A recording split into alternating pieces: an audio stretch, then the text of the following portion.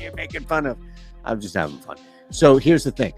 If you want to turn $5 into $200, you have to do one thing and one thing only. Sign up below with that link to DraftKings. Deposit at least $5. If you want to put in more, great. That's fine. It doesn't matter for us. Just the fact that you're doing it and taking advantage of this cool offer. With that $5 first bet, this is key here. You have to place it on a money line, and that money line has to win. So don't go out there thinking you're going to outsmart the field by placing the Indianapolis Colts. I was reminded about this by Ben Raza and Lofty on the Odd Shop every Friday right here on the Odd Shopper channel, 1 o'clock Eastern, that it has to be a money line play that hits. So take the heaviest favorite you can find, bet $5, and when that team wins, $200 right back into your account. And worst case, what's the worst absolute case scenario here? You just lost $5 on a super heavy favorite that most likely should win. So identify the best, the biggest one you can get, $5 into $200, and all you need to do is click that link below. And what are we doing here? Asking you to subscribe? That's it, right? Hit the subscribe button. I think we're getting the short end of the deal here. I kid, of course, because we love the fact that you're here and that you're spending time here and that this is part of your day here. Let's go to San Diego, Colorado. Let's look at this as our plus money play of the day. You know it's coming. If it's going to be a plus money play in Colorado, it's going to be under a run here. No run first inning in Colorado. But look at that. It's only plus 110, pardon me. Only plus 110. Shop around. I'm sure BetMGM, where we have another opportunity for you, another link below. You could find a better offer there. Probably 130, 135 if it's not dropping. And Coors Field is always going to provide this shade here to the over, right? Yu Darvish continues this great season that he's having. I want to be a part of this in this game.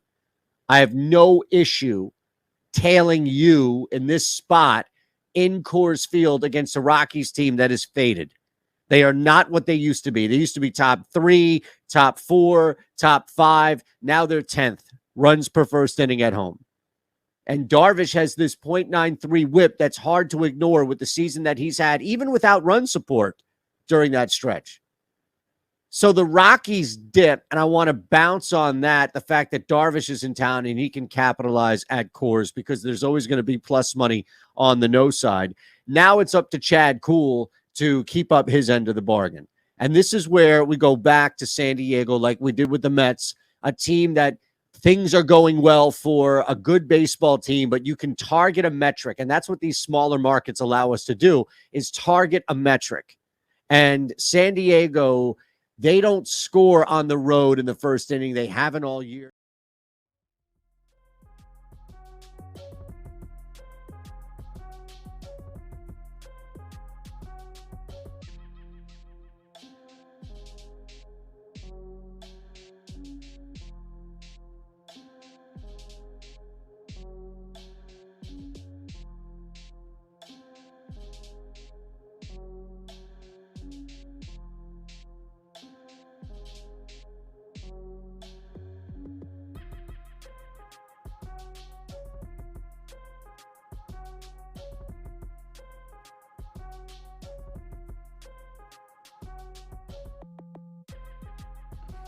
So there was it doesn't matter that they were out for this, but there was one on the Reddit where somebody had brought up, like, how is it that these guys, you know, Osimo, Chipotle Addict, and like all these other people, how come they win so much money so consistently? And if people are coming up with these crazy theories, and this one guy responded, he goes, maybe they're just better at this and a lot smarter than you. And it got downvoted by so many people. It got buried in the thread. But it was, I don't like that conspiracy. These guys just being good at DFS. Nobody liked that line of thinking. It had to be something else. I've never been more jealous of somebody. Yeah. I've never been more jealous of somebody than when Broronosaurus Rex, Broronosaurus Flex, I think his name is actually, got his own Reddit thread about how he must be cheating because he wins so much. Like, man, that's the dream.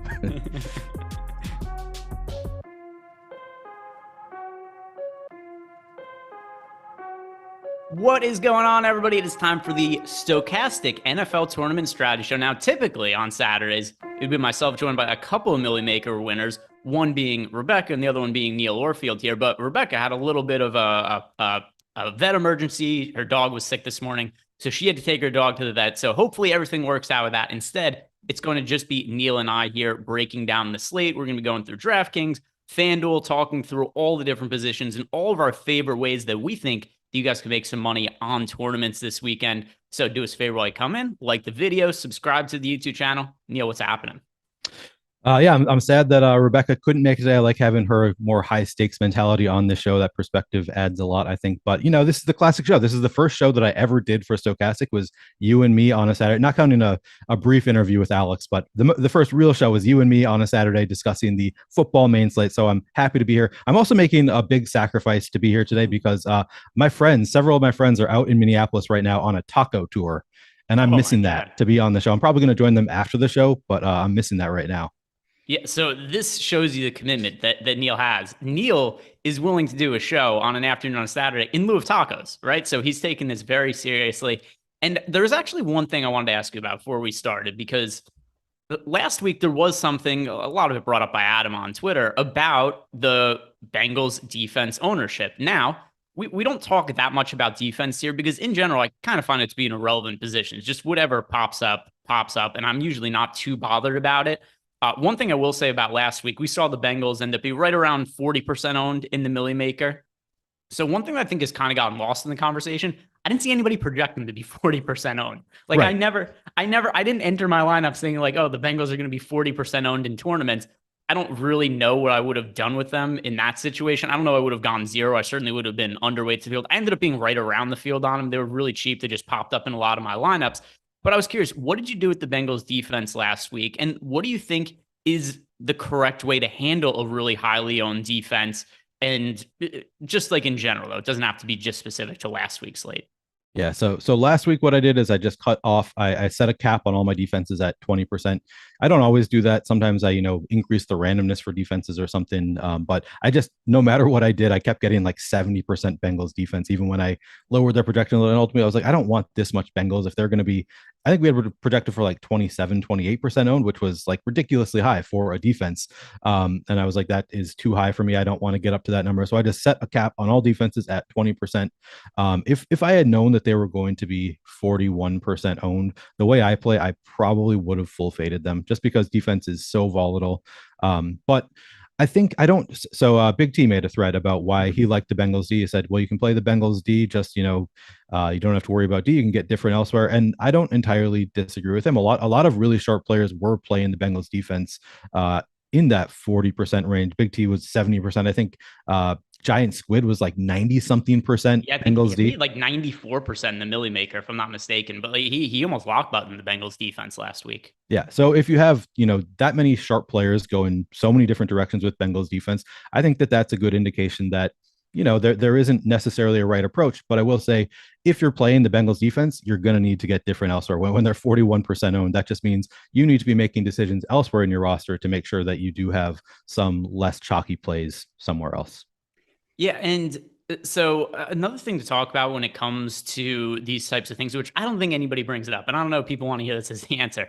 I don't think there's one answer to this. I think there's a lot of different ways to play it. And that was something that I did think was interesting looking at the ownership in the Millie Maker last week, is you saw like Alex, Steve Buzzard, they had them in around 50% of their lineups. I'm going off the top of my head. If I'm off by a couple percentage points, it's not by much. I'm roundabouts correct on that though.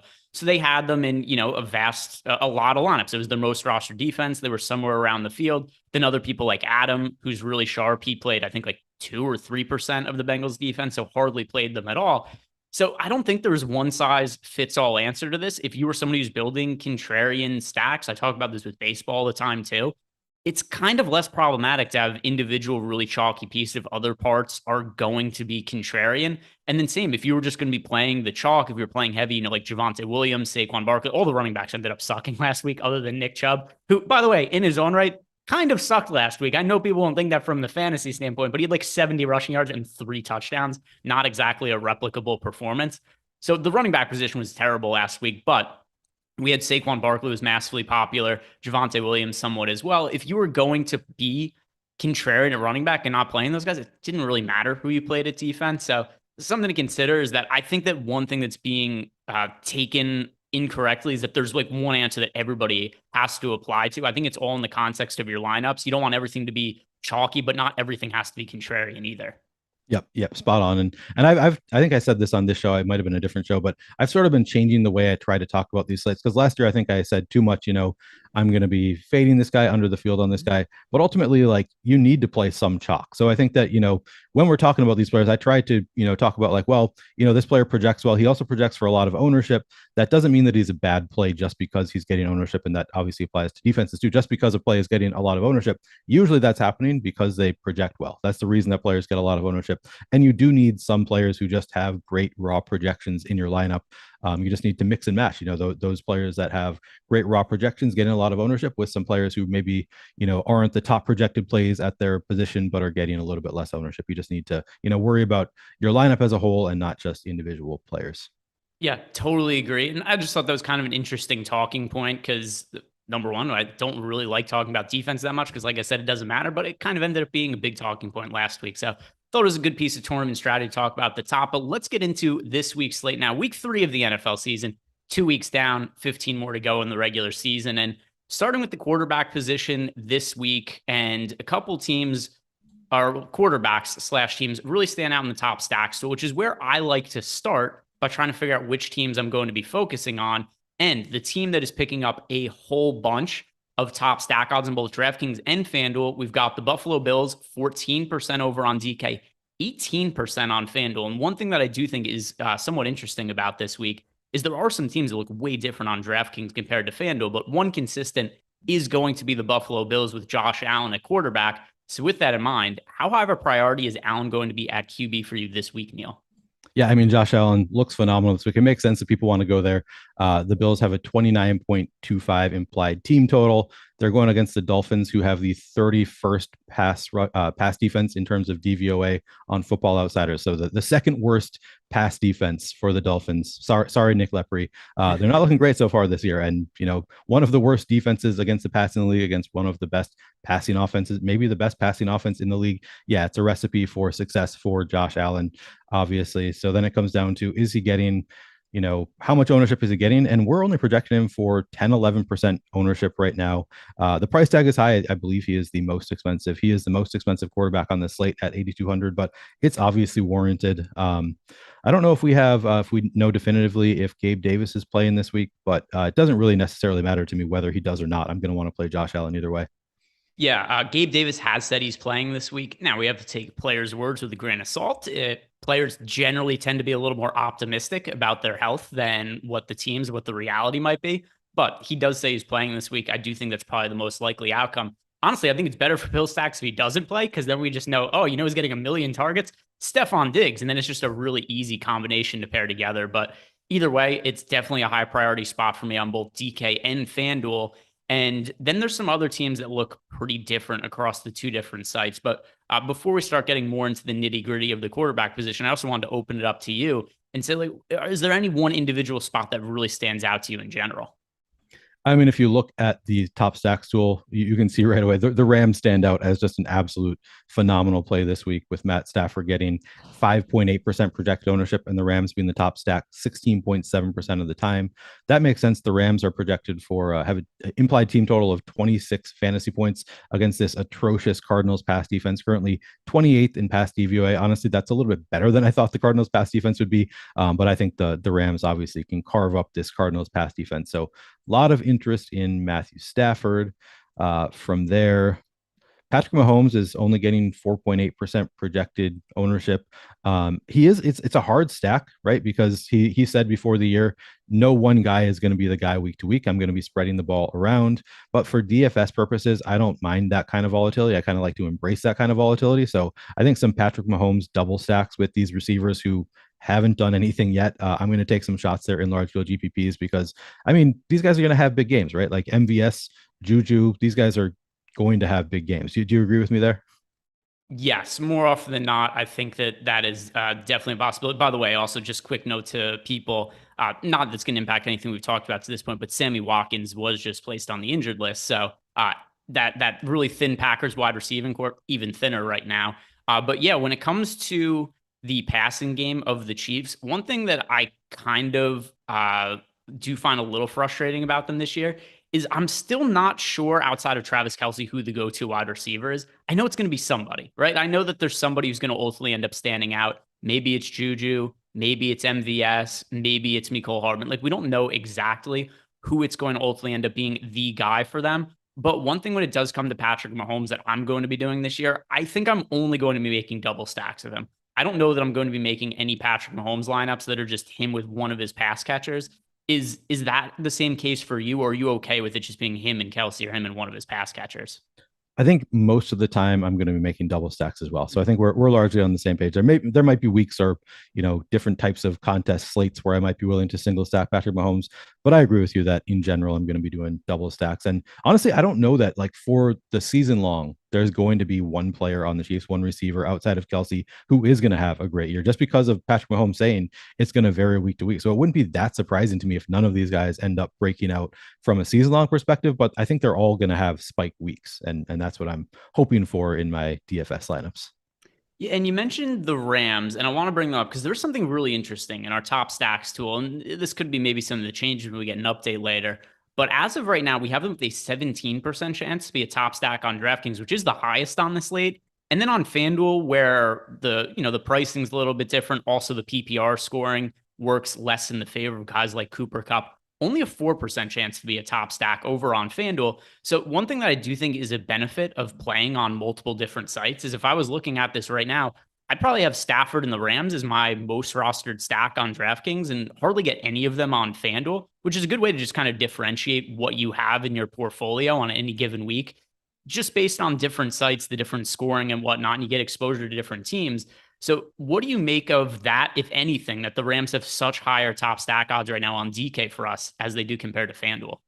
Yeah, I like that call that you can play them more on DraftKings than FanDuel. That's a really good point. If you play on multiple sites, you can just jam them on DraftKings. Sometimes I like to, even if a guy is like mispriced in the wrong way, so like more expensive on DraftKings than FanDuel, if that means that player is getting no ownership, I might then go ahead and play them on DraftKings despite the increased price tag as a way to get different if I like to play more generally. But today it looks like Matthew Stafford's not really getting much ownership either place, and he has much higher odds of success on DraftKings. So this is a week where you could consider, largely fading him on FanDuel and then going out and playing him a lot more on DraftKings. I think that's a good recommendation there. Yeah, and there's a couple other teams that are like that in a pretty not exactly in the same way, but it just in terms of ownership being a little bit different on certain teams, like the Bills, for instance, because Josh Allen is projected for 16% ownership on FanDuel and only 11% on DK. So, FanDuel, it's a stack that looks about properly owned and a little bit under owned on DraftKings. What do you make of the Miami Dolphins? I know this is going to be a team that people probably want to get to. And right now we have Tua across DK and FanDuel projected for about 5% ownership. I have a feeling it's going to be higher just because of recency bias. Like how many people are looking at the Mike McDaniel offense being like, oh, this guy's a genius. We want to play a lot of Tua after. I mean, Tua threw for almost, what was it, like the 500 yards and 6 touchdowns last week.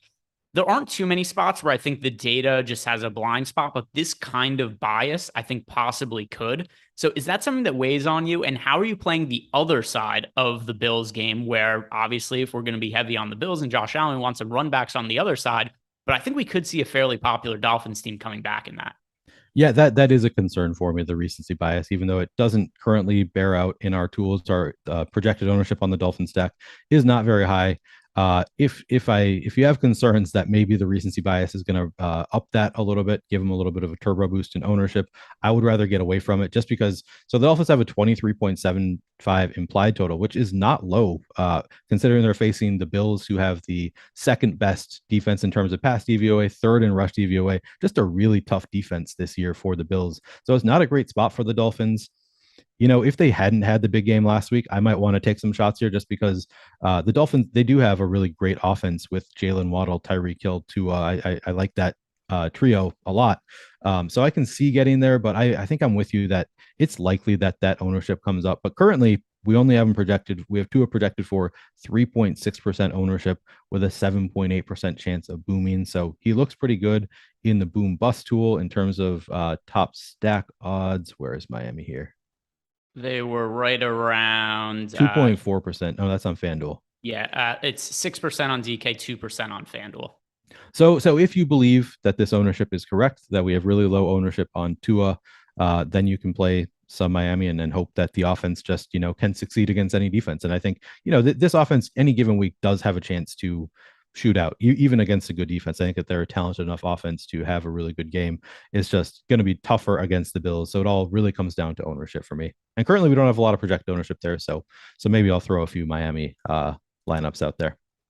So those are the teams that project for some of the most ownership, some of the highest top stack odds. Here's one spot that rates out really well for us that's going to drive people crazy. Nobody's going to want to back this. I think you know who I'm about to talk about. The Minnesota Vikings and Kirk Cousins. Cousins looked so shitty on a primetime football game, which I don't know what it is, what to make of this, but not the first time that Kirk Cousins looked terrible in a primetime football game. But they did have a coaching change in the offseason to a team that is likely going to throw the ball a lot more this year than they have in previous years. And then also, Kirk Cousins is generally not a terrible fantasy quarterback, although some other individual games may make him look otherwise, because he without a doubt sucked last week, but he played fairly well in week 1 of the season. And right now, we do have the Vikings with the second best top stack odds over on FanDuel, the third best top stack odds on DK. Is Kirk Cousins somebody you're looking to buy low on? Yeah, so I'm not the biggest Kirk Cousins fan in the world. He's grown on me a little bit over the years. I think that he's, I think he's an above average quarterback in the NFL. And I think in this offense, he's going to succeed. I'm going to kind of throw out last week. I think you can kind of, to some extent, throw out both weeks. It's, the Packers at home, but I don't know what to make of the Vikings this year, but I think that they are going to be passing a lot. And in a matchup with Detroit, I am willing to definitely play some Kirk Cousins. The reason I'm throwing out last week is because they're playing against a really tough Philadelphia team in Philadelphia. I think that's just a tough spot for any team to be in.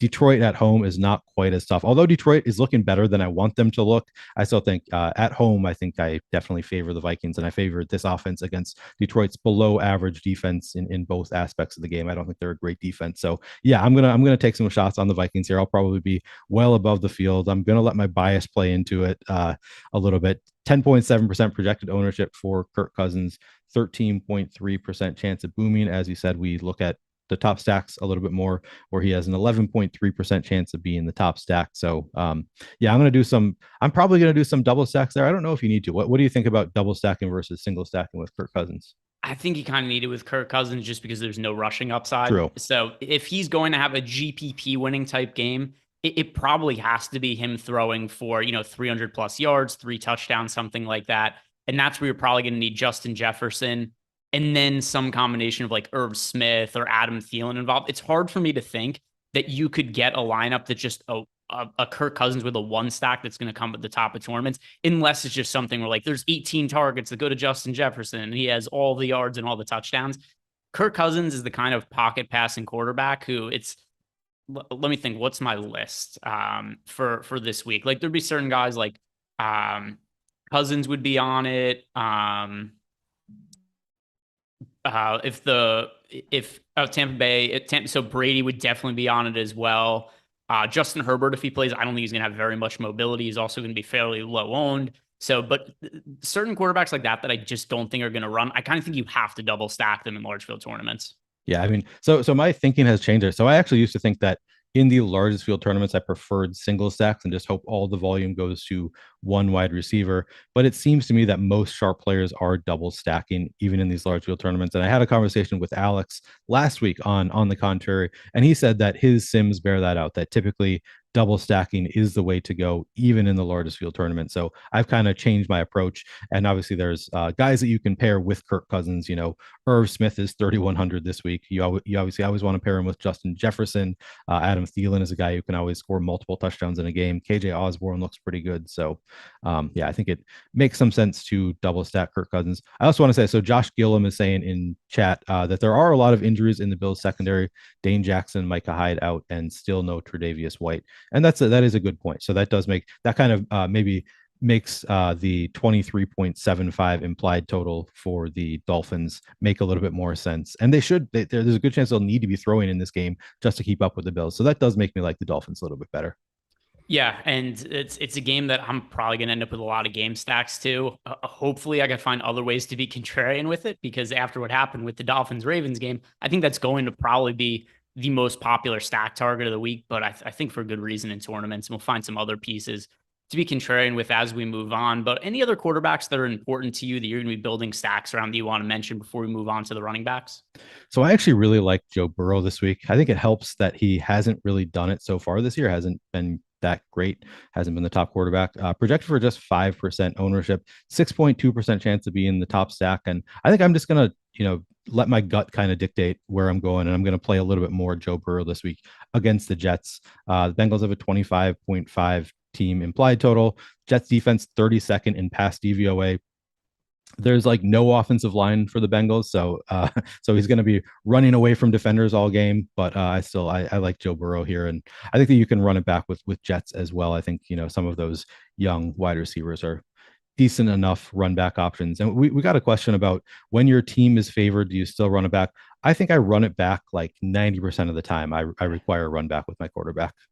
The only times I don't run it back is generally, we get into the later stages of the season. There's teams that just end up being just very clear and apparent that they're absolute shit and players are banged up. And you get some of those weird games where like a team's a 17.5 or an 18-point favorite. Those are the types of spots where I think that we have more information that I'm okay with saying, like, I just don't want to play anybody from this terrible offense.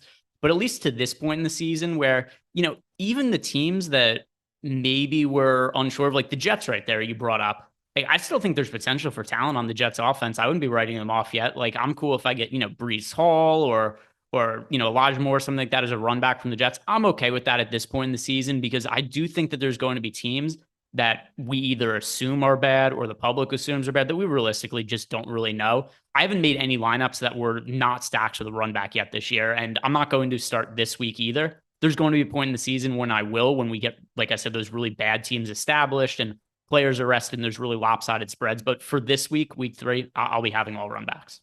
Yeah, and I think I'm likely on the same page with you. I like the Jets run backs well enough. Andrew Martinez asked, who do you prefer as a Jets run back? I mean, you mentioned Breece Hall is a good run back, but Elijah Moore I might throw some shots at. And then, of course, Garrett Wilson looking to get was really involved last week. So I think you can play Garrett Wilson as well. Just one more stack that I want to mention is, and Liam brought this up on the contrary yesterday, I think it's kind of sneaky, Marcus Mariota for the Falcons against that Seahawks 30th ranked pass defense in terms of DVOA. I do like some Marcus Mariota, despite the 20.5 implied total. I think that there is a lot of room to go over that for the Falcons. I think they've got obviously the talented pass catchers in Drake London and Kyle Pitts, and Marcus Mariota. I think he'll have some spike weeks. So I kind of like the Falcons this week as well.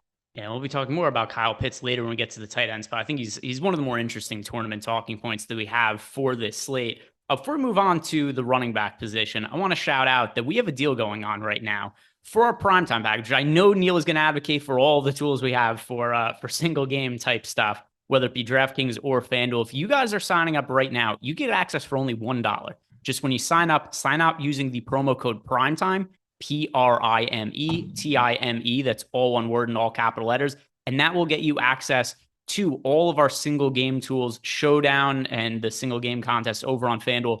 For $1, the offer is only valid until September 29th. So if you guys are looking to get in on the projections, what I find to be really valuable are the single game projections, where it's the each odds of every player to be the highest scoring captain, highest scoring utility player. I find that really, really valuable when building my single game / showdown lineup. So check out all that. Get access for only $1 using the promo code PRIMETIME.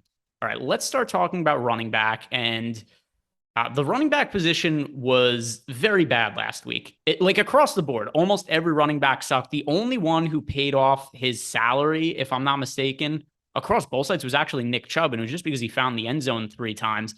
So just as kind of a broad question at running back, do you think last week was a fluke, or do you think the league becoming more pass heavy and more timeshares at running back is going to mean that this is a little bit more of the norm at running back going forward?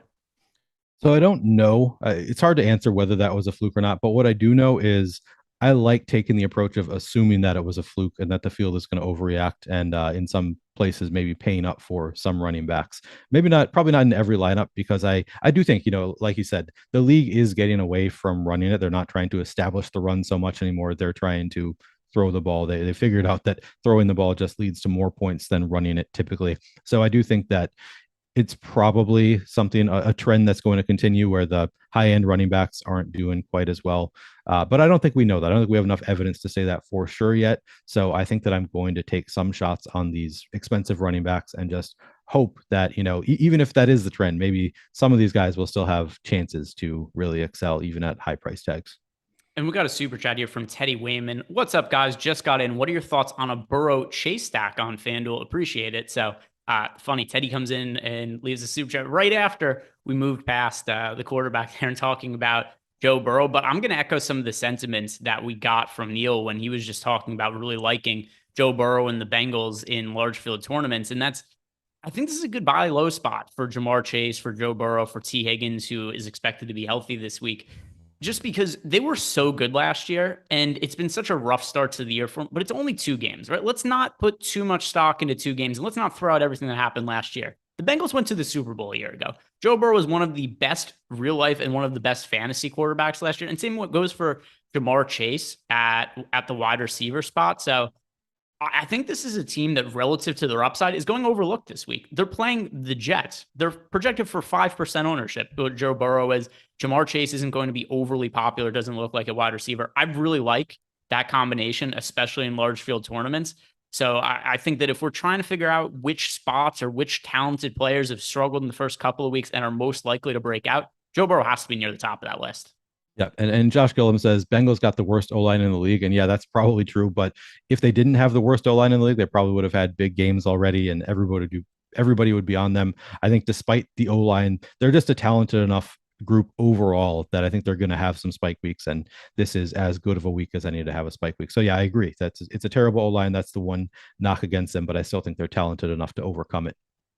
Yeah, that's where and also it's not like they had some unbelievable offensive line last year either. Like this has been an ongoing issue throughout Joe Burrow's career. I think they figured it out. They're going to be better than they were the last couple of weeks. So it's a spot I'll be overweight to in tournaments for sure. But getting back to the running backs here, you had mentioned that there's some running backs that you would like to pay up for this week. And it does look like that's something the field isn't doing all that often this week. The most popular running backs on DK right now are, and by the way, I should note also that we have no clue what's going to happen with Josh Jacobs.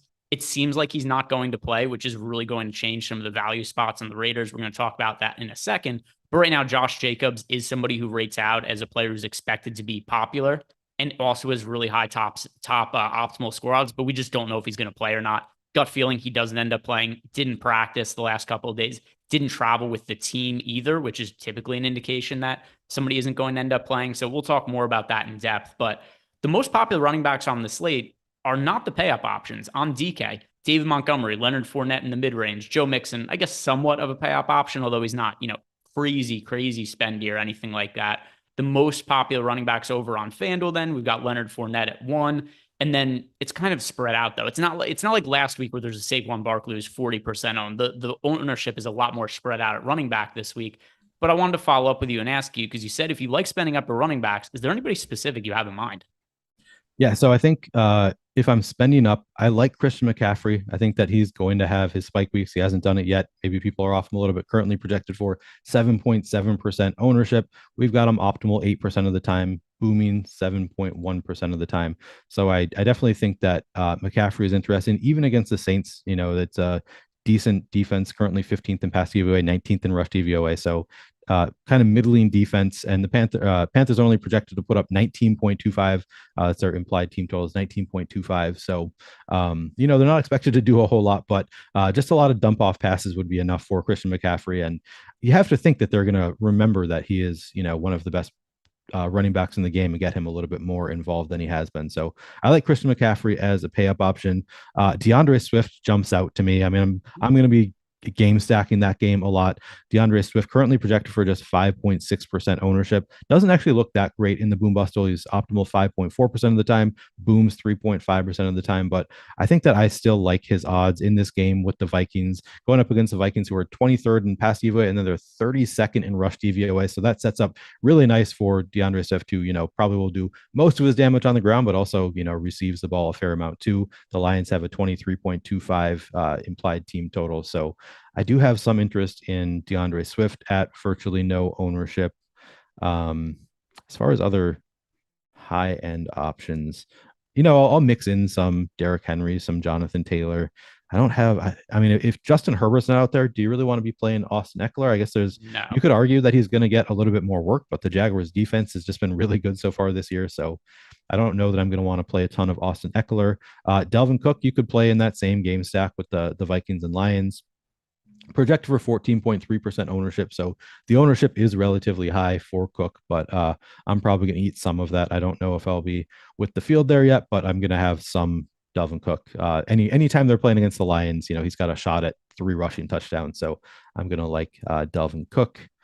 I think those are some of my favorites on the high end. Do you have anybody else that you're interested in who's a little bit more expensive? Yeah, it's gonna be Derrick Henry for me, and I just think he's a good buy low for a couple of reasons. Number one, I can't put too much weight into what happened last week. They got their asses kicked by the Bills, which I think that's going to be a trend. I think a lot of teams are going to get their asses kicked by the Bills this year, and I can't remember a game where teams took their starters out that early. We were midway through the third quarter, and the starters were like Josh Allen was out, Diggs was out. We saw Ryan Tannehill. The Ryan Tannehill might not be the starter for that much longer, but that aside.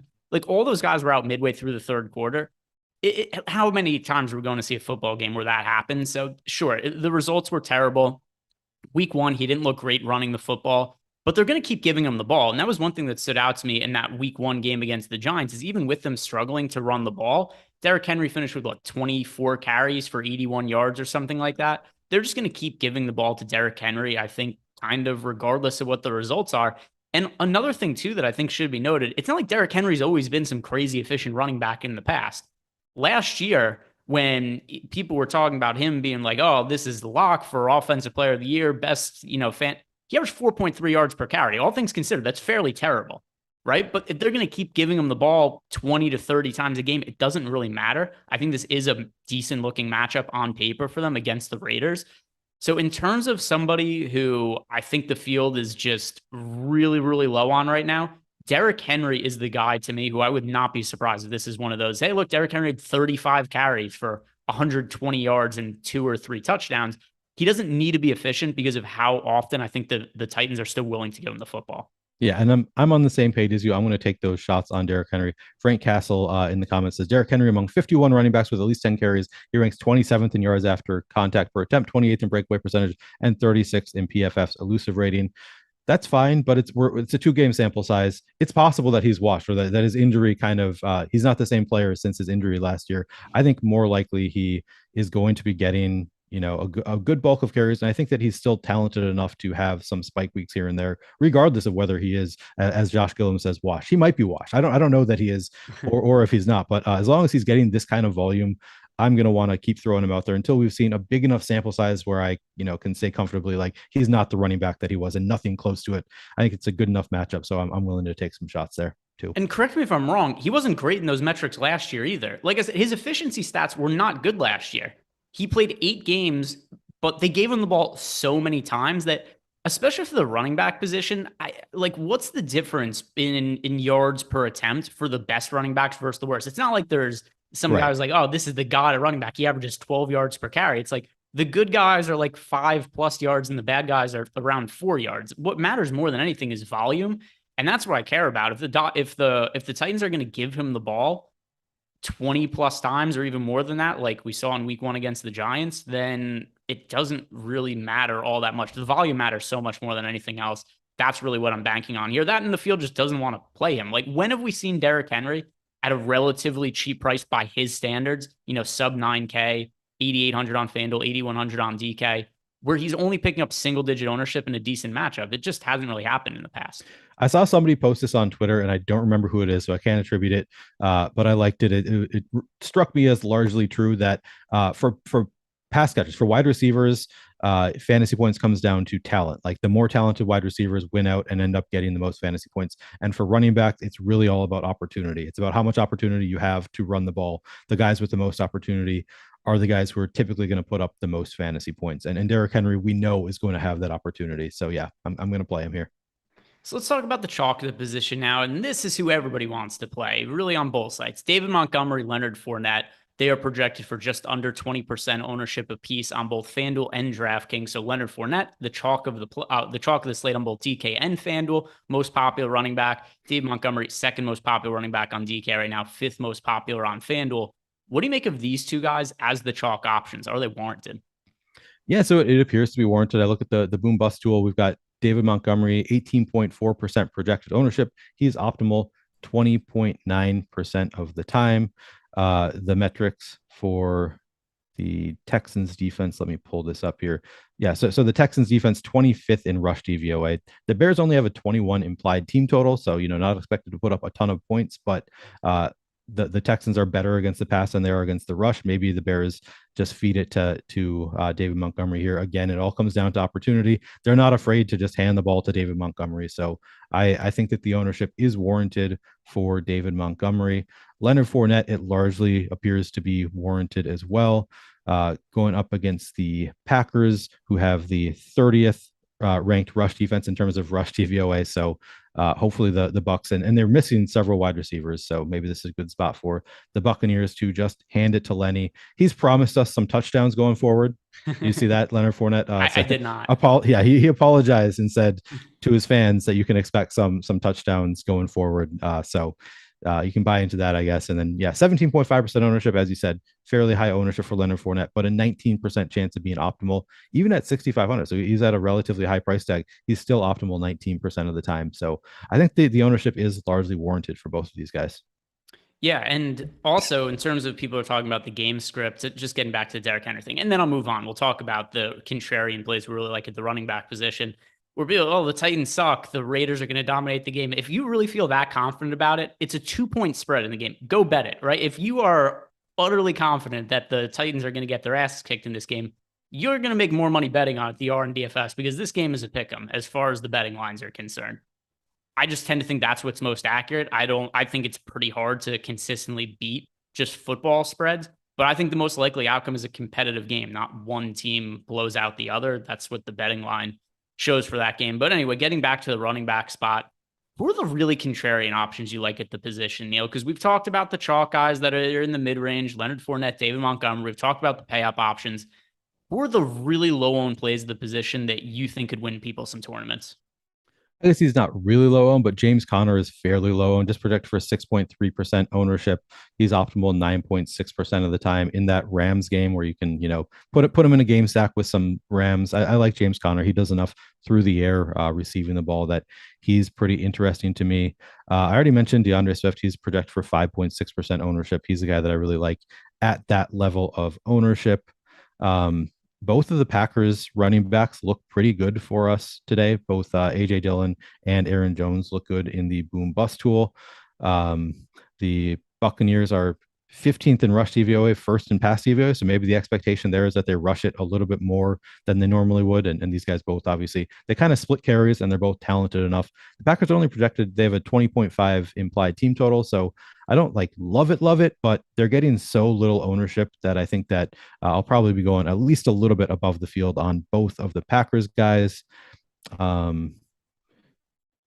As far as contrarian guys, I'm trying to find some other guys. Just looking through the list right now. You have somebody in mind? I have one that I want to bring up while you're looking through. So for me, Chase Edmonds, I know that he's been in this time split with Raheem Mostert, and there is certainly a narrative which I think probably has merit to it, that there is a comfortability with McDaniel being the coach, and just the overall comfortability of Mostert was with him in San Francisco last year. But the Bills are really good, and the Bills are going to put a lot of points up on the board. There's a good chance the Dolphins are going to have to throw the ball to keep up in this game. Chase Edmonds is a much better pass catching back than Mostert. I really like the idea of building some of my Bills lineups as having, like Josh Allen and having Stefan Diggs and Gabriel Davis. A lot of people are going to play those guys. And having Chase Edmonds as a run back, just in the game script where it's like, hey, the Bills score a lot of points and the Dolphins are throwing the ball to keep up. This could be a game where Chase Edmonds really racks up a bunch of PPR points. So DraftKings and FanDuel is not popular on either site. And I think he's a good low owned and a low salary option player to really make some of those Bills lineups, number one, a little more contrarian, and then number two, a little more cost appropriate here, just in terms of it's going to be hard to build lineups. Like, I want all the Dolphins and all the Bills guys. Well, they're all really expensive. This is one of the cheap guys that I think has significant upside that's getting overlooked. Yeah, I like that call out. He's definitely an interesting play. Looks like he's going a little bit low owned relative to his odds of being in the optimal. I'm looking up. I'm trying to figure out how many snaps Rashad Penny was on the field last week. So I want to look that up because Rashad Penny looks really interesting to me. Great matchup. Has not done anything so far. I think people are ready to give up on Rashad Penny, and that's probably correct. But if he's getting virtually no ownership, so I just want to check really quick what kind of snaps he's getting. Yeah, so I don't understand why you're looking it up. What the Seahawks did in the offseason, I don't understand this team. They're so weird to me, but they had so much success with Rashad Penny towards the tail end running the ball last year after Chris Carson got hurt. And I'm thinking like, oh, Penny, this is going to be a high draft pick next year. Best ball leagues, yearly leagues, a guy who could really have a big fantasy season. And then what do? They used a second round pick on Kenneth Walker. It was just such an odd decision. And so just based on the draft capital, I kind of assume that it's going to be a time split moving forward. Also, even last week, it's kind of hard to know what to make of it. We had Walker coming back from a hernia operation, so that might have also meant that he wasn't totally up to speed. For me personally, it's a situation I'm just going to have it difficult to be really confident or invest a lot in just because of it being a timeshare, but we're able to find some of those numbers. Yeah, so last week, Rashad Penny only played 20 snaps. That's a 41% snap rate, really low, lower than Ken Walker, who was out there for oh no, I don't have this sorted correctly. All right, that's good to see. So he below Travis Homer though. Travis Homer was on the field for 22 snaps relative to Rashad Penny's 20, Ken Walker 12. So it does appear to be kind of and DJ Dallas 2 as well. So at least a three-headed monster there. So I don't love that, but I think that is still a small enough sample size that if he's getting no ownership in a great matchup, making the assumption that he will come back and be the number one again for this week, I'm probably going to take some shots on Rashad Penny. Yeah, and by the way, an update that Josh Jacobs, apparently there are pictures of him getting on a plane for today. So the last thing I was going to close out with was, what do we make of Josh Jacobs? Is Amir White going to be a value play? But I think we just need more information on Josh Jacobs. Is he playing? Is he not playing? And then is he going to be limited in any capacity? As of right now, we have him as a really good looking tournament play. But I just think there's not enough information to draw conclusions about that. So like the video, subscribe to the YouTube channel and watch all the content we have tomorrow. Of course, the big live before lock show, because I'll ask you if you have any strong takes on it, Neil, but is it fair to assume that we just need more information on the situation? Yeah, I think that the one thing we can say is whoever is starting for the Raiders is going to look pretty interesting because Josh Jacobs, if he's healthy, as you say, he looks great. If he's not healthy, then I'm going to take some shots on Zamir White as well. So whoever is starting for the Raiders, I think I'm going to have some interest in. All right, so let's move on over to the wide receivers. But first, if you guys have not signed up at Prize Picks yet, we've got a good deal going on. If you sign up clicking on the link that we have below in the description box, you head on over to Prize Picks, you can get up to a $100 bonus on your first deposit. So if it's a site you've been considering playing at, you want to take advantage of the $100 bonus offer because it's a good way to help build your bankroll. You don't want to start with no bonus money. We'd start with the $100 bonus. Also, we've got all the projections over at Stokastic.com and the projections we have at OddsShopper with different player props, the odds of going over or under those numbers. That is really valuable information for Prize Picks. And then, of course, they have fantasy projections, which you could compare to the fantasy projections we have on our site to find which ones look the most different and are good plays to build some player prop cards around over on Prize Picks. So if you haven't checked out Prize Picks, click on the link if you want to go sign up there and get your $100 bonus when you get in the door. Let's talk about the wide receivers, and it should come as no surprise that the wide receiver who's most likely to land the optimal lineup this week, Neil, tell me if you've heard this before, it's Cooper Kupp. Over on DraftKings, we got him a nearly 20% chance to land in the optimal lineup. Over on FanDuel, 25%. The only rub here is that he's really expensive on both sites. Do you think you're going to be paying up for him much this week? I don't know how you can fade Cooper Kupp at this point. I tweeted out, are we getting too cute by not just jamming him into all of our lineups all the time? Because he seems to be good just about every game. And by good, I mean at least like 25 fantasy points. Way more often than not, he's putting up a big game. The question is, at 9,900, what does he need to put up that you absolutely need him? And that might be 35, 40 fantasy points at this price tag. So I'm not going to have him in all of my lineups. I do think it is I think it is not too cute to not put him in all of your lineups. Man, I'm really tying myself in a knot in the phrasing here, but I think that I'm not going to be jamming Cooper Kupp into all of my lineups. I will have him in many, though. I'll probably be above the field because I do think that he is the surest thing out there to put up at least like 25 fantasy points. And, if you have him in your lineup at 25 fantasy points, that's a good enough raw score that it doesn't really hurt you that much. And then, of course, Cooper Kupp regularly puts up 35, 40 fantasy points where you're really going to want him in there. As you said, 16.2% projected ownership, optimal 19.5% of the time. He booms 28.5% of the time, according to the Boom Bust tool. I love the Rams stacks against Arizona, just not a great pass defense. So yeah, sign me up for some Cooper Kupp for sure. Yeah, and by the way, somebody in the chat right now who's saying that we just give out random plays and we're playing other guys to help boost viewership for some reason.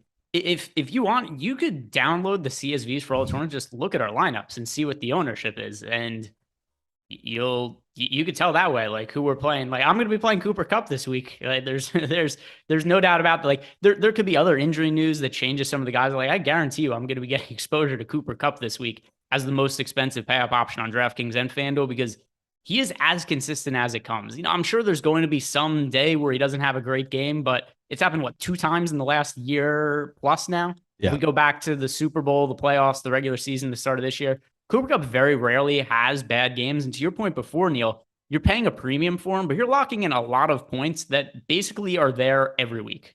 Yeah, exactly right. Cooper Kupp. And to Black's comment, that's it's always funny when people say that we're going to give you bad advice. People wouldn't be coming back to the shows if we gave bad advice. We consistently give, we give the best advice we can. We can't talk about every play. So sometimes we do win tournaments with players that we didn't talk about, but that's because a lot of us are playing 150. We still play more of the players that we're recommending. We're typically going above the field. So, and also my latest tournament, when I actually did a video showing people exactly how I was setting up my fantasy cruncher. If you watch the video, it shows exactly the process that went into it. You can see exactly how it happened. So always a funny conspiracy theory. But yeah, getting back to the wide receivers. I mean, what else do we need to say about Cooper Kupp? He's just been good almost every game for the past 2 seasons. He's a stud. I'm going to play him plenty. Even right now in our projections on DK, for instance, he's projected for 16% ownership. We have him as one of the more under-owned wide receivers on the slate. So he's my number one pay up guy, wide receiver, running back, whoever it is. If you have the money to spend up for Cooper Kupp, I'll be doing it this weekend, and I'll try to prioritize it as well. As far as the lower dollar guys go, what do you make of the Tampa Bay wide receiver situation? Our projections love Russell Gage this week, and considering all of the injuries at Tampa Bay and then also Mike Evans suspended right now, Russell Gage looks like a really good guy to get to. Now, he is officially listed as questionable. I'm assuming he's going to play. If that's the case, is Russell Gage one of your favorite, if not your favorite, wide receiver values in tournaments this weekend? Yeah, I mean, he's certainly up there. I do wonder about that ownership. We currently have him at 5.8% projected ownership. When all is said and done, I kind of think that number is going to come up from there. He's only 4,700. You pair him with Tom Brady. So I think the ownership is probably going to come up, but I don't know that it's going to come up enough that I'm going to want to fade him. It would probably need to be, 20, 30% before I start thinking about getting under the field. At 4,700, he just looks great. 18.1% chance of being in the optimal lineup, 15.7% chance of booming. He looks phenomenal in this matchup. The Packers do have the 10th best defense in terms of pass DVOA, but it's not going to scare me away from him. He has Tom Brady throwing him the ball, so I think they can really carve up any defense. Yeah, and in terms of that situation also, we need to know, is Russell Gage going to be in? Is he going to be out? I'm assuming he's going to be in, but that's a banged up wide receiver core. And Tom Brady, we know they're going to be throwing the ball. He's going to be looking somewhere. I think Leonard Fournette's going to get a lot of action in the running game. And then Russell Gage, I think I expect him to be the number one wide receiver as of now for this weekend. He's my favorite value play on the entire slate. Now, somebody else the field is getting to a whole bunch is going to be Stefan Diggs, who has been just absurdly good to start the year. So he has the 3rd highest optimal score for us in both GK and FanDuel. Also going to be popular. I think we have him as the 2nd most popular wideout on FanDuel this week and the most popular wide receiver on DK. Nearly 20% projected ownership on both sites. What do you make of Stefan Diggs with Gabriel Davis coming back? Is he going to be able to keep it going? Is what we've been seeing a little bit of a fluke? What should we expect from Diggs this week and going forward? I mean, I don't think it's a fluke. I think that Diggs is the wide receiver 1. I think that Gabe Davis being out really has more of an impact on the guys behind him on the depth chart than it does Diggs himself, because Diggs is always going to be the alpha. He's going to be the number 1 option. If he's open, they're going to throw the ball to Diggs. So, I mean, he's getting, as you said, 18.5% projected ownership on DraftKings. He has a 22.5% chance of booming in the Boom Bust tool, 16.8% chance of being optimal. I'm going to be playing plenty of Diggs in my Bills stacks or as a run back, maybe for some Tua stacks. I think that Diggs looks great this week. He's one of those chalk plays that is just, yeah, it makes sense to play some Diggs. He's, one of the most alpha receivers that we have out there. So I'm going to be playing plenty of Diggs and then just in those lineups, getting a little bit different elsewhere. Yeah, so I'm definitely going to be playing my fair share of Diggs, but I love Gabe Davis as a pivot in some lineups as well because nobody's playing Davis right now. And I get there's some injury concerns, so I'm just assuming that he's good to go and there's no kind of restrictions on him. But Davis right now projected for looks like 4% ownership on FanDuel, 5% on DK. What has to happen for Diggs to fail? I just don't think it's likely that the Bills don't put up points based on what we've seen. It's always something that I guess is a non-0% probability. The Bills are going to get their share of points in all likelihood, especially because, like you said before, the Dolphins have one of the worst passing defenses in football. So I think the Bills are going to be able to put up points, but it's fairly likely that Gabe Davis is involved in the passing game and has a really big season as well. And every catch and every touchdown he scores is a touchdown or a reception that doesn't go to Stefan Diggs. Davis is a lot of talent. He's a lot of upside. We saw that last year at the end of the year. He had that playoff game where he had the 3 touchdown receptions. Gabe Davis getting slept on this week. And I think people have forgotten just because he was not in the lineup last week and Diggs had the massive game without him. That's one of my favorite pivots of the week is playing some lineups with Gabe Davis that don't have Diggs in them. No, I like that call out for sure. Diggs had like 6 weeks to start the year last year where he was not that great, where he was just had down weeks. I don't know if it's exactly 6 or if it was every week, but he wasn't great every game last year. And then he had some spike weeks. And, we talked about recency bias earlier in the show, and recency bias could certainly play a role in Diggs's ownership getting a little bit higher this week than we expect as well. So I really like the idea of going to Gabe Davis as a pivot. I'll probably have some lineups with both too, probably where I just double stack Josh Allen with both Diggs and Gabe Davis. But I think that, as you say, Gabe Davis also does make a lot of sense as a pivot to Diggs. You can pair him with Knox in a double stack, throw a couple other receiving options in there for the Bills and not play Diggs in some Josh Allen stacks. I think that'll be very different. Not many people in the field are going to do that. And as you say, that's every time those guys score or receive the ball, that's an opportunity that Diggs loses. So I like the idea of playing some alternative Bills pass catchers.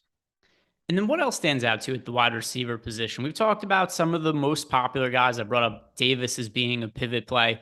Are there any lower owned guys that you really like trying to get to in your lineups? Man, I mean, we talked about Cincinnati. I'm scrolling out. Okay, Jamar Chase, 6.1% projected ownership. Yeah, that is going to interest me for Jamar Chase. I'm going to be playing him. T. Higgins is getting a little bit more ownership, but I still think that I'm going to be playing both of them. Tyler Boyd getting 2.1% projected ownership. That's actually relatively high in our boom bust tool, so he's only a 1.3% chance of being optimal, but I don't mind. I'm still going to be playing some Tyler Boyd as well. I think that I really just like these Cincinnati stacks.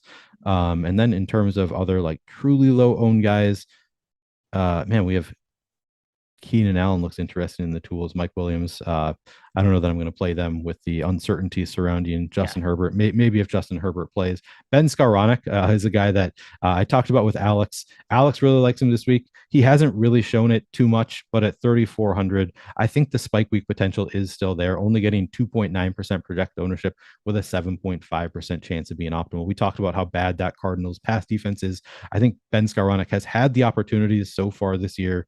So I'm going to be taking some shots on Ben Skowronek for sure. Drake London getting 5.4% projected ownership. I talked about how I like those Atlanta stacks. I think I'll go to some Drake London. Tyler Lockett only getting 5.2% projected ownership. I like Tyler Lockett this week in that he could be a run back for some of those Atlanta lineups. And then we talked about the Kansas City guys, and I think that I'll be playing them obviously in some Patrick Mahomes stacks, but also as one-offs. I'm going to be taking some shots on Marquez Valdes-Scantling, currently projected for 3.7% ownership. I don't think that they're going to project that well because I think that we don't know which of them is going to spike, but I think that they're all going to have their spike weeks and you just need to get it right. And people don't like to take chances on those where it's like, we don't really know who's the alpha here. We don't know who to go to. But those are good opportunities in DFS to play guys who have spike opportunities, who are going to have spike weeks and you just don't know where they are. I think I like to play some of those guys. So throw Mecole Hardman into that bucket, throw Juju Smith-Schuster into that bucket. People are assuming Juju is the alpha, so he's getting a little bit more ownership, 7.2%, but I'm still going to go there as well. Yeah, I think all those Kansas City guys are kind of interesting. Anybody else that you really love who's not getting much ownership? Yeah, Christian Kirk for me, because the targets are there in a big way. And it's easy to forget that going into last year, Lawrence was one of the most hyped quarterback prospects we've had in quite some time. And because, he's the team sucked, he didn't play particularly well, and there's the stink around the Jaguars in general. I think people have just really cooled on the situation as a whole. But how much of that could we just blame on Urban Meyer and how terrible he was as a coach? And Yep. I kind of want to throw out everything that happened with the Jaguars last year. They look considerably better this season. And Christian Kirk has not only been really good, the workload is crazy. He has 18 targets through 2 games, 195 yards. He's caught a pair of touchdowns. He was one of the highest scoring players on the entire slate last week, and nobody's getting to him. We've got the Chargers situation. It's actually probably better for him in an indirect way if Justin Herbert's in. It would just mean for a higher scoring game environment in total. But if Christian Kirk is really going to be a virtually unowned wideout in large field tournaments by the time we get to tomorrow, I think just the workload that we've seen from him, 12 targets in week 1 of the season, I think that warrants more ownership than what he's getting. And I think Lawrence has been hurting for that real true number 1 wide receiver. He might have found it in Christian Kirk. Yeah, I like that call. And I think Christian Kirk looks phenomenal. They look good together in the preseason. So I do really like Christian Kirk here. And then just one other name that I'll throw out there. Amon-Ra St. Brown is getting a ton of projected ownership. So I kind of like going to some of his teammates as a pivot. And I think primarily DJ Chark is a guy that I'm going to be playing in some of those Vikings game stacks, just getting 2% projected ownership at 5,100 in a game that should be pretty high scoring against the Vikings, pretty bad pass defense. I'll be taking some shots on DJ Chark as well. All right, let's move on over to the tight end position here, and then we'll do our favorite stacks and close it out. And to me, I think the most interesting conversation to have in large field tournaments is what are we going to do with Kyle Pitts? Because he's one of the most talented tight ends. And I don't think people are going to refute that right now. I think people will definitely complain about the results and the fantasy aspect to this point. And there's certainly concerns with the fact that the coach is putting out really weird statements about Kyle Pitts in the media, where he's like, he needs to block more. It's like, yeah, I think a lot of us would appreciate if he caught more passes and was running downfield.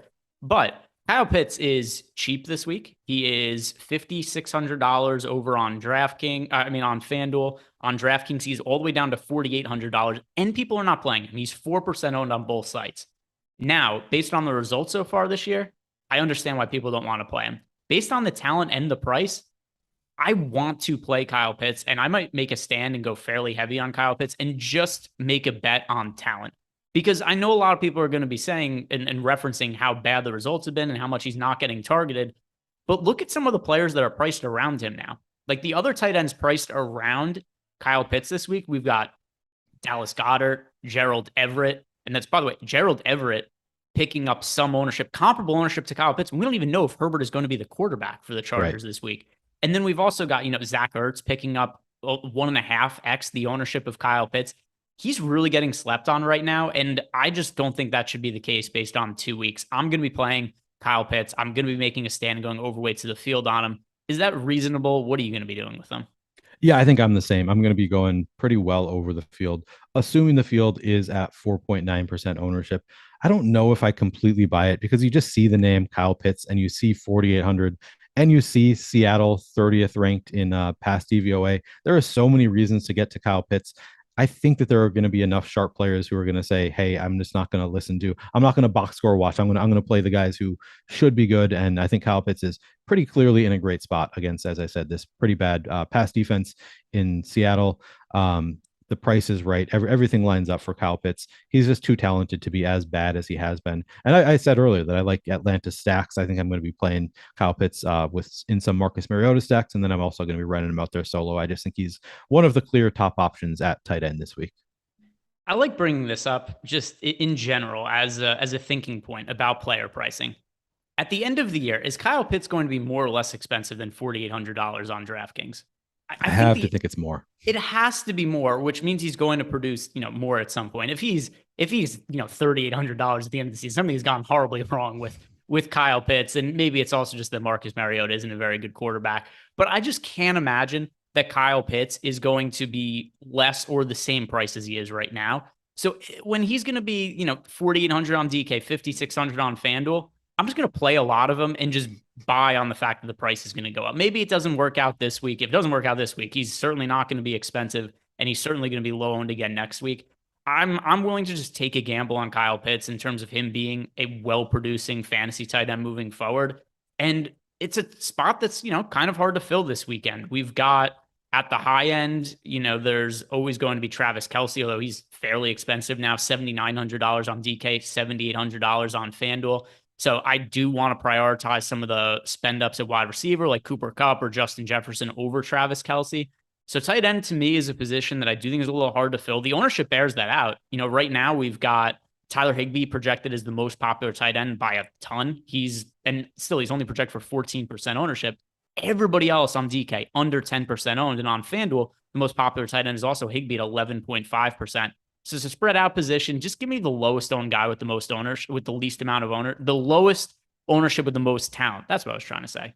And that's going to be Kyle Pitts for me this weekend. Yep, I like that call. And yeah, as you say, the ownership on these tight ends and their optimal percentage is just very spread out. So it is kind of hard to pick who you want to play. I know that a lot of sharp players like to just, I don't know which tight end to play, so I'm going to play him in my stack. A lot of sharp players like to throw the tight end into their stack or as a run back, just make sure they're in the game stack. I don't necessarily always do that, but they do end up a lot of times in my stacks. Tyler Higbee looks interesting. We talked enough about Kyle Pitts. I think we're in agreement on Kyle Pitts, and people are going to have visceral reactions. Either can't play that guy, he's been shitty, or he's Kyle Pitts, he's talented, I'm going to keep going there. I suspect his ownership will be higher than 4.9% at this price tag, but that's where we have him currently, and I'm going to be well over the field. Going from there, I do like Tyler Higbee a lot again in this great matchup with the Cardinals secondary. 13.5% projected ownership, optimal 17.1% of the time. Mark Andrews, optimal 13.1% of the time, owned 8.1% of the time. So he's another guy I'll throw out there that I'm interested in. Gerald Everett's really contingent on Justin Herbert. If Herbert plays, I'm going to have some interest in Gerald Everett as well. And then another name, I think Irv Smith, currently project for a 7.5% ownership. I'll have him in some of my Viking stacks. He's only 3,100.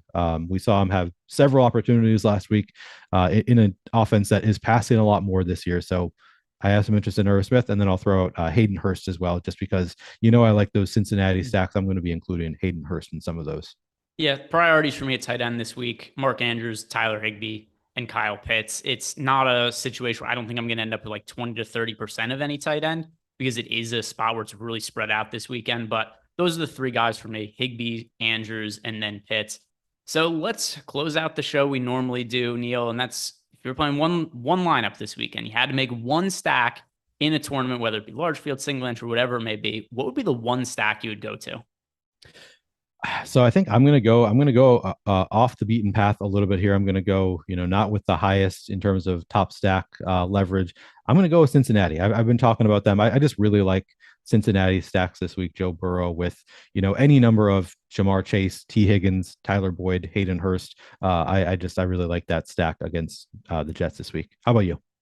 Yeah, so I am going to go with something that I had brought up before, which is I like Chase Edmonds in a run back for some popular Buffalo stacks. So Josh Allen, Stefan Diggs, Gabe Davis, with Chase Edmonds as the run back. And we're getting a couple low-owned players there, Gabe Davis being one, Chase Edmonds the other. So that's something that I'm going to like building a lot of tournament lineups around, getting some low ownership and also a whole bunch of upside as well. Guys, thank you very much for watching. If you haven't done it yet, like the video, subscribe to the YouTube channel. Also, enjoy all the games tomorrow. Good luck and have fun.